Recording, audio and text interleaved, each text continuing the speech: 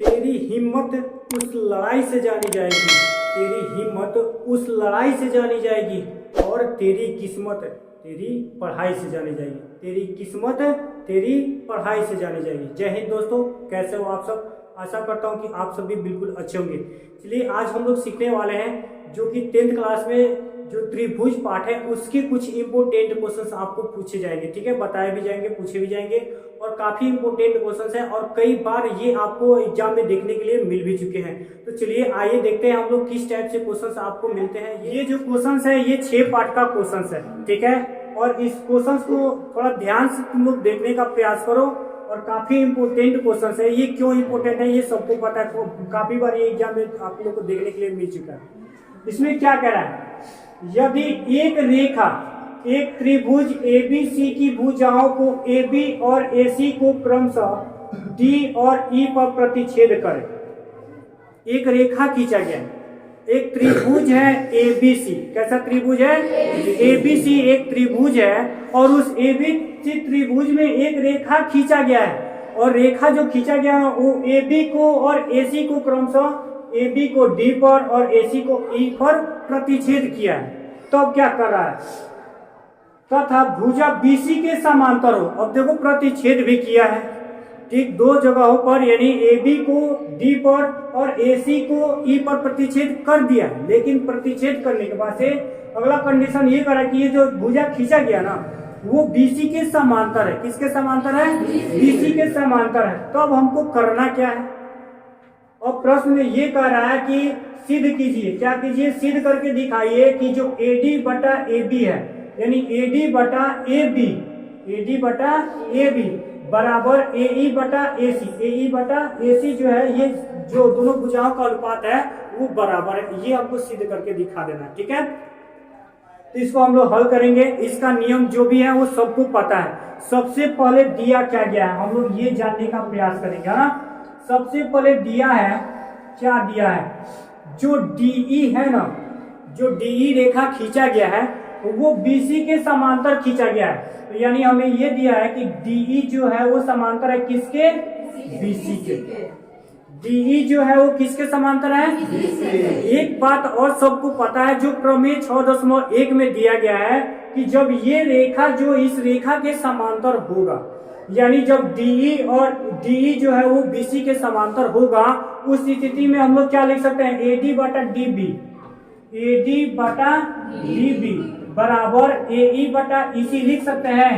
AE बटा EC लिख सकते हैं। ये प्रमेय 6.1 के अनुसार लिखा गया, ये अपने मन से नहीं लिखा गया। तो यहाँ पर हम लोग लिख सकते हैं कि प्रमेय 6.1 से हम लोग लिख सकते हैं। कोई बात नहीं, नहीं भी लिख सकते हैं। अगर पता है तो नहीं लिख सकते हैं, पता है समझ में आ रहा है तो नहीं लिख सकते, है ना।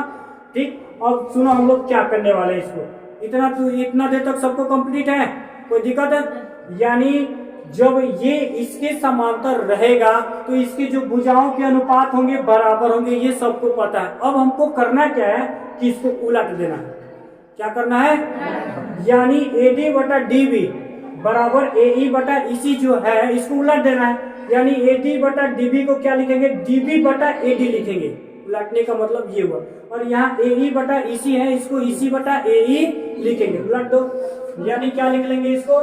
DB बटा AD बराबर EC बटा AE। कोई दिक्कत है? अब सुनो करना क्या है। इतना काम करने के बाद से इसमें भी एक जोड़ दो और इसमें भी एक जोड़ दो। आ रहा है समझ में? चलो जोड़ते हैं, देखते हैं कैसे। यानी DB बटा AD प्लस 1 कर दो बराबर EC बटा AE प्लस 1। ठीक है, अब हम लोग इसका बटा का जोड़ निकालेंगे। क्या निकालेंगे? बटा का जोड़। यानी इसके नीचे 1 लिख सकते हैं ना, बिल्कुल लिख सकते हैं। बटा का जोड़ निकालें, AD और 1 का एलसीएम क्या हो जाएगा? AD हो जाएगा। AD और 1 का एलसीएम AD। अब AD से भाग देंगे, AD में कितने बार में कटेगा? 1 बार में। 1 से DB में गुणा करेंगे तो DB प्लस 1 से भाग देंगे AD में तो AD बार में कटेगा और AD से 1 में गुणा करेंगे तो क्या आ जाएगा? AD बराबर। फिर वही प्रक्रिया यहाँ पर भी, AE और 1 का एलसीएम निकालेंगे, AE और 1 का एलसीएम निकालेंगे तो AE और 1 का एलसीएम AE हो जाएगा। क्या हो जाएगा? AE हो जाएगा। AE से भाग देंगे, AE में कितना बार में कटेगा? 1 बार में। और 1 से EC में गुणा करेंगे तो कितना हो जाएगा? EC प्लस 1 से भाग देंगे AE में तो कितना बार में कटेगा? AE बार में। और AE से 1 में गुणा करेंगे। अब देखो यहाँ पे क्या प्राप्त हुआ है? DB और AD, DB और AD को हम लोग क्या लिख सकते हैं? आ रहा है ये बात समझ में? यानी इतना प्लस इतना को हम लोग इतना लिख सकते हैं, यानी DB प्लस AD को हम लोग क्या लिख सकते हैं? AB लिख सकते हैं। अब बटा AD का AD बराबर EC plus AC, EC plus AC को हम लोग क्या लिख सकते हैं? कोई दिक्कत है? नहीं। यानी इसको हम लोग क्या लिख सकते हैं? AC बटा AD। कोई दिक्कत है? अब याद करो कि इसके बाद इसको हम लोग उलाटे थे। फिर से अपनी जगह पर उसको लिया देते हैं, यानी इसको हम लोग क्या लिख सकते हैं? AD बटा AB बराबर AE बटा, इतना ही ना हमको सिद्ध करना था, इतना ही ना सिद्ध करना था। मुश्किल है? बहुत ही आसान प्रोसेस है। आशा करते हैं कि ये जरूर समझ में आए। किसी को